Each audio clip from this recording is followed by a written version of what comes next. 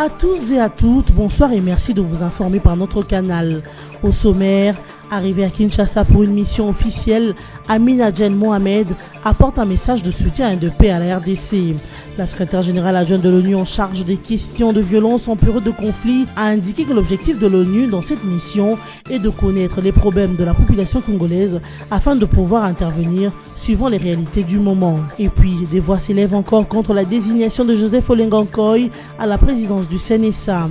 D'un côté, la SENCO désapprouve le processus de cette désignation qui, selon elle, n'est pas fruit d'un large consensus. Un avis que partage le FRC qui renonce au poste de vice-président lui confié. De l'autre côté, l'UNC de Vital Kamerhe, désigné aussi vice-président du CNSA, dit ne pas être concerné par ce poste qui viole l'esprit de l'accord de la Saint-Sylvestre. Sport enfin, les léopards locaux face aux étalons du Burkina Faso en match amical ce mardi 25 juillet. Les deux équipes sont déjà qualifiées pour la troisième et dernière journée des éliminatoires du CHAN Kenya 2018. Ce match amical est intervenu avant que les léopards locaux ne rencontrent les Lions d'Atlas du Maroc le 28 juillet 2017. L'Organisation des Nations Unies apporte un message de paix et de soutien en République démocratique du Congo. Ces propos sont de Amina Djen Mohamed, secrétaire générale adjointe des Nations Unies. Elle a dit à l'issue d'une séance de travail tenue lundi 24 juillet dernier à Kinshasa avec le vice-ministre des Affaires étrangères et intégration régionale, Agema Tembo. La secrétaire générale de l'ONU en charge de questions de violence en période de conflit, qui était accompagnée de Maman Tidikou, patron de la MONUSCO, a souligné que l'objectif de sa mission consiste à connaître les préoccupations du peuple congolais. Ce, en vue de permettre aux Nations Unies d'étudier les voies et moyens d'y répondre en fonction des réalités du moment. Amina Djen Mohamed a aussi évoqué les objectifs du développement durable dont elle a la charge au niveau du secrétariat général des Nations Unies. Elle a émis le vœu de voir à ces objectifs se réaliser en tenant compte des besoins spécifiques des femmes. Partant du processus électoral en RDC, la secrétaire adjointe de l'ONU en charge des questions de violence en période des conflits a souhaité voir les femmes de la RDC s'impliquer non seulement comme observatrices mais aussi comme actrices pour se faire élire. Amina Djen Mohamed est accompagné d'une forte délégation qui effectue une mission officielle en RDC du 24 au 27 juillet 2017. Après la désignation de Joseph Olenga Nkoy le week-end dernier au poste du président du Conseil national de suivi de l'accord, plusieurs voix récusent ces derniers. C'est le cas des évêques catholiques de la SENCO qui désapprouvent le processus de désignation du président du CNSA. Selon le secrétaire général de la SENCO, l'abbé Donatien Cholet, la structure ayant conduit à cette désignation n'est pas le fruit d'un large consensus. Un avis partagé par la plateforme Front pour le respect de la Constitution qui renonce à l'offre du vice-président qui lui a été confiée. Dénoncer ainsi le caractère régulier du processus de désignation du président du CNSA, ce tout en affirmant son adhésion à l'esprit de l'accord de la Saint-Sylvestre. Du côté de l'UNC, parti cher à Vital Kamerhe, désigné vice-président du CNSA, délégué de l'opposition signataire de l'accord de l'Union africaine, l'on s'est dit non concerné par le poste du vice-président qu'il qualifie d'ailleurs d'être en violation de l'accord du 31 décembre 2016. Du reste, l'AMP salue à l'unanimité la mise en place du bureau du CNSA. Son bureau politique estime que la désignation de Joseph Olenga Nkoy à la tête de cette institution d'appui à la démocratie traduit la volonté du chef de l'État de mettre en œuvre l'accord de la Saint-Sylvestre. Après Mweneditu dans la province de Lomami dimanche dernier, le président de la commission électorale nationale indépendante, Corneille Nangaa, a poursuivi hier lundi 24 juillet 2017 à Mbuji-Mayi, province du Kasaï oriental, sa tournée d'évaluation de la situation sécuritaire en prévision du déploiement des kits électoraux pour le lancement de l'opération d'identification et d'enrôlement des électeurs dans les zones non encore couvertes. Corneille Nangaa et sa délégation ont débuté la journée au gouvernorat de la province par une réunion avec le Conseil provincial de sécurité. Il était question d'obtenir toutes les informations nécessaires afin de s'assurer que les conditions sont réunies pour étendre l'opération dans les zones où elle n'avait pas encore débuté. On a passé plus ou moins à revue l'ensemble des activités liées au processus électoral. Et c'était aussi l'occasion d'échanger avec eux, de leur dire que nous sommes en ce moment dans la phase de clôture de l'opération dans la province du Kasaï oriental. Nous les remercions pour leur engagement et leur soutien qui a permis que cette aventure arrive à la fin. leur demander, bien entendu, qu'ils se préparent aux élections. Après les échanges avec le Conseil provincial de sécurité, le président de la CENI est resté au gouvernorat où il a rencontré cette fois-ci les représentants provinciaux des confessions religieuses. Une rencontre qui a consisté en la sensibilisation des autorités religieuses à s'impliquer dans la sensibilisation des électeurs pour leur participation massive à l'enrôlement. À cette occasion, le révérend Delphin Elebe Kapalai a procédé à l'installation officielle du président provincial de la Commission d'intégration et de médiation électorale, la CIM, qui est un cadre de dialogue entre les partenaires électoraux. Désormais, la CIM est présente dans la province de Kasaï oriental. La mission, c'est la consolidation de la paix et également la stabilité dans notre pays, la résolution des conflits par la médiation. Voilà, c'est ça notre travail au quotidien. Après cette réunion, direction Assemblée provinciale où la délégation de la CENI s'est entretenue avec les députés provinciaux. Les entretiens ont tourné aussi bien sur l'évolution de l'enrôlement dans les zones déjà couvertes que sur les préparatifs du lancement de l'opération dans le reste de la province. Il était question aussi de sensibiliser les élus provinciaux à s'impliquer dans la mobilisation des électeurs pour le bon déroulement de cette opération. Et après cette rencontre, Corneille Nangaa s'est rendu au club Miba où il a rencontré les forces vives de la province pour le même exercice de sensibilisation. Une occasion pour le numéro 1 de la centrale électorale nationale de s'enquérir des doléances de la population et y apporter les réponses appropriées, mais aussi de la sensibiliser à se rendre massivement à l'enrôlement. À 4 jours de la fin de l'opération dans les zones déjà couvertes, Corneille Nangaa a rappelé aux forces vives l'importance de l'enrôlement qui leur permet d'obtenir la carte d'électeur, non seulement pour leur permettre de pouvoir voter et d'être éligibles, mais aussi de disposer d'une pièce d'identité. Disposer d'une pièce d'identité est une obligation et voter ou être élu ne l'est pas, leur a-t-il expliqué avant de les encourager à aller s'enrôler pour pouvoir désigner leurs représentants dans les institutions au moment venu.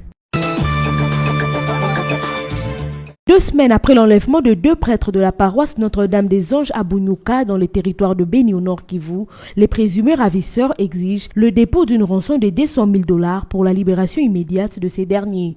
Le président de la société civile de Béni a relevé dans une interview téléphonique accordée à un média local que d'après les enquêtes minutieuses, les abbés Pierre Akilimani et Charles Kipassa seraient enlevés par des rebelles ADF venus du Graben dans le parc de Virunga où ils sont actifs depuis un certain temps et conditionne la libération de ces 2 prêtres kidnappés depuis dimanche 16 juillet dernier. Pour rappel, 3 autres prêtres catholiques de la congrégation de pères assomptionnistes de la paroisse Notre-Dame des Pauvres de Mbaou étaient kidnappés en 2013 par des présumés ADF, toujours en territoire de Béni. Jusqu'à l'heure actuelle, aucune nouvelle n'a été donnée concernant la position de ces prêtres.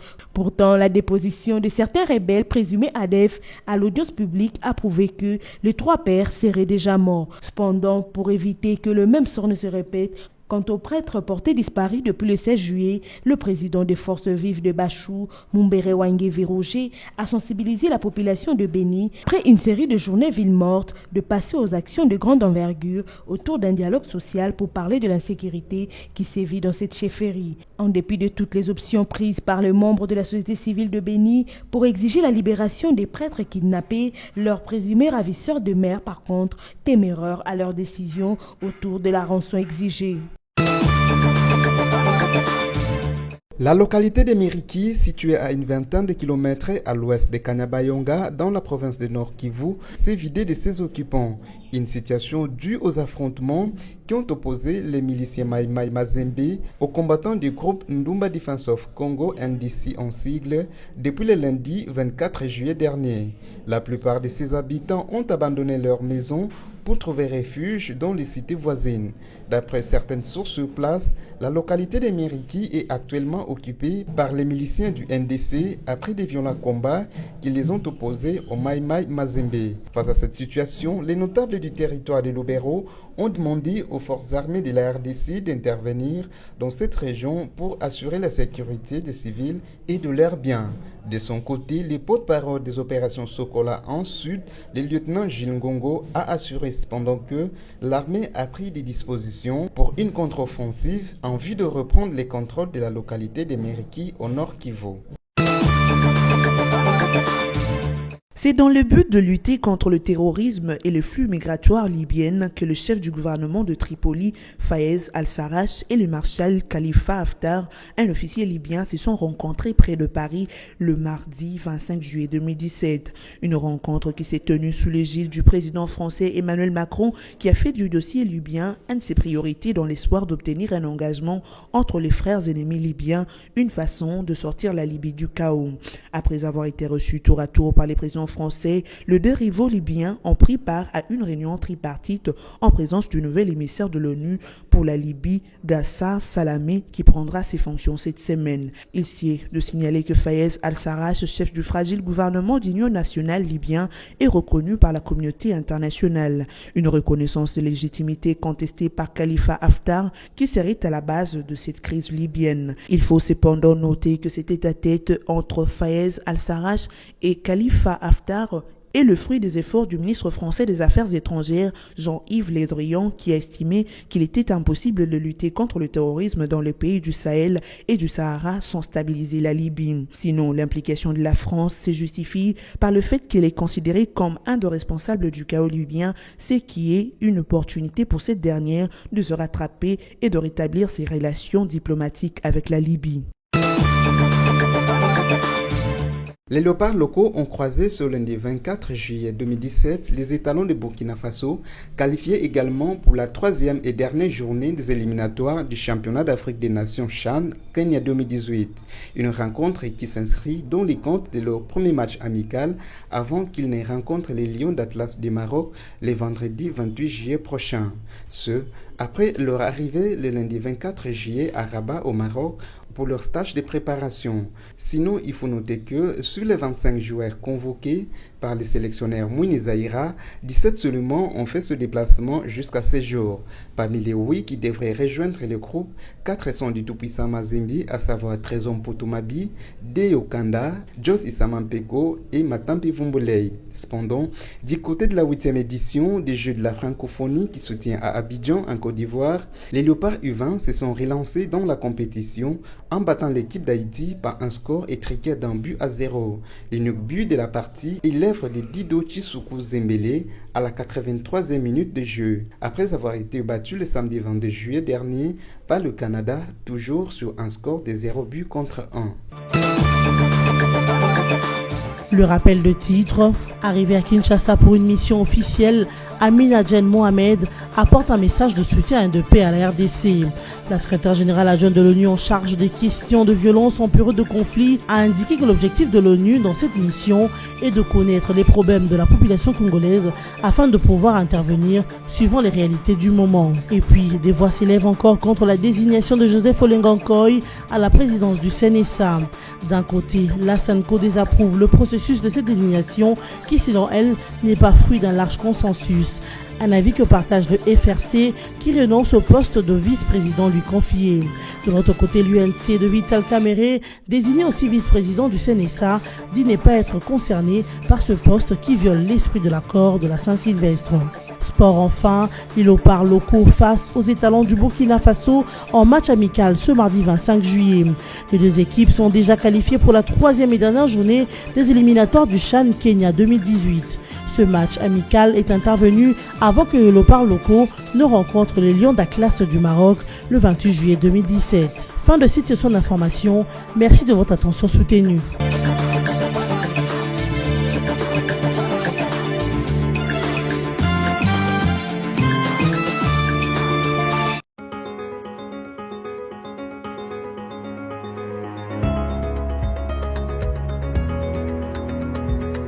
C'est la revue de presse du journaux paru en ligne ce mardi 25 juillet 2017. Mesdames, Messieurs, bienvenue à la lecture de journaux sélectionnés et résumés pour vous sur BSC TV. Le flux de réactions sur la désignation de Joseph Olenga Nkoy au poste du président du Conseil national de suivi de l'accord et du processus électoral et la poursuite d'évaluation et de sensibilisation des électeurs au Kasaï par Corneille Nangaa, tels sont les sujets qui ont fait la une de journaux résumés pour vous ce soir. CNSA, la MP salue la désignation d'Olengankoy, titre le site d'information Forum de Zas à sa une. Le bureau politique à l'unanimité salue la détermination de son Excellence Joseph Kabila Kabange, président de la République, à poursuivre résolument la mise en œuvre de l'accord du 31 décembre, malgré la mauvaise foi manifeste d'une frange d'acteurs de l'opposition, indique le communiqué de l'AMP signé hier lundi 24 juillet par son porte-parole André Alain Tundu Lyongo. Le bureau du CNSA a été installé samedi 22 juillet au cours d'une réunion présidée par les duos Kengo Minaku, respectivement président du Sénat et de l'Assemblée nationale et co-représentant du chef de l'État. Au total, 28 membres composent cet organe clé de la période préélectorale. Lors de la cérémonie de l'installation, 22 membres s'étaient présentés pour valider leur mandat. Les 6 autres mandats ne sont pas encore validés. Le soutien de l'AMP intervient pendant que deux plateformes de l'opposition, dont le Rassemblement et les FRC, contestent cette désignation d'Olengankoy aux commandes du CNSA. Alors que la majorité présidentielle salue ces désignations, Radio-Okapi.net rapporte quant à ce RDC, la Senko désapprouve le processus de désignation du président du CNSA. La conférence épiscopale nationale du Congo, Senko, désapprouve le processus de désignation du président du Conseil national de suivi de l'accord et du processus électoral. Selon son secrétaire général, l'abbé Donatien Cholé, la structure qui a conduit à cette désignation n'est pas le fruit d'un large consensus. Il pense que le problème de la crise congolaise, notamment la date des élections, n'est pas encore résolu. Les sites de la radio onusienne poursuivent en relevant le fait que le prélat catholique pense qu'on tourne en rond sur la question de la crise politique en RDC. Un autre son de cloche est celui de la plateforme Congo en marche qui rejette la désignation de Joseph Olengankoy à la présidence du CNSA. Elle qualifie ce choix d'insulte au peuple congolais. Dans sa déclaration faite lundi à Kinshasa devant la presse, le coordonnateur national de cette plateforme, Médarkan Kolongo, affirme que le choix porté sur Joseph Olengankoy est une volonté manifeste de la majorité présidentielle de ne pas emmener le pays aux élections. Médarkan Kolongo plaide à cet effet pour la publication du calendrier électoral d'ici fin juillet 2017 et l'organisation des élections avant fin 2017, renchérit la radio Okapi.net. Bouclons cette revue de presse avec Congo Virtuel qui écrit à sa manchette: enrôlement des électeurs, Corneille Nangaa poursuit l'évaluation et la sensibilisation au Kasaï. Après Mweneditu dans la province de Lomami dimanche dernier, les présidents de la commission électorale nationale indépendante CENI, Corneille Nangaa, a poursuivi hier lundi 24 juillet 2017 en Bujimaï, province du Kassai oriental, sa tournée d'évaluation de la situation sécuritaire en prévision du déploiement de kits électoraux pour le lancement de l'opération d'identification et d'enrôlement des électeurs dans les zones non encore couvertes. Corneille Nangaa et sa délégation ont débuté la journée au gouvernorat de la province par une réunion du Conseil provincial de sécurité. Il était question d'obtenir toutes les informations nécessaires afin de s'assurer que les conditions sont réunies pour étendre l'opération dans les zones où elle n'avait pas encore débuté. Fin de cette revue de presse. Merci de l'avoir suivi.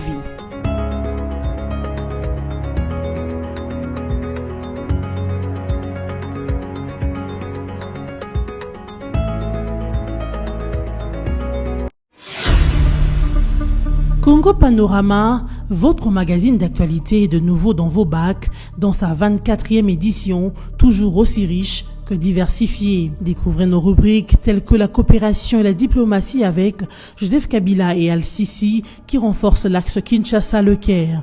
La CIRGL fait bloc avec Kinshasa contre le terrorisme et les groupes armés. Économie et finances, le FPI cimente son partenariat avec la FEC.